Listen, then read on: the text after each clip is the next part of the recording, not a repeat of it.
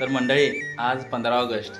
आपला देश 15 ऑगस्ट 1947ला स्वातंत्र्य झाला आणि आज मुलं पण आमची म्हणजे शाळेत जाण्यासाठी तयार झालेले आहेत. तर रात्रीपासून यांची लगबग चालू झाली की पप्पा मला ही कपडे इस्त्री मारायचे आहेत, पप्पा मला असा टाय पाहिजे, पप्पा मला खिशाला बिल्ला पाहिजे, परत माझ्या गालावर नक्षा म्हणजे भारताचा नकाशा उठवायला स्टिकर पाहिजे.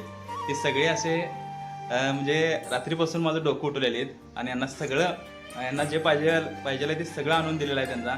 आणि त्यांचे असे कपडे रात्री 12-1 वाजेपर्यंत जागून त्यांचे कपडे सगळे इस्त्री मारले आहेत. आणि खरंच यांना असं बघून खरंच मनाला भारी वाटते, कारण आमचं पण लहानपणी असं आठवण येते.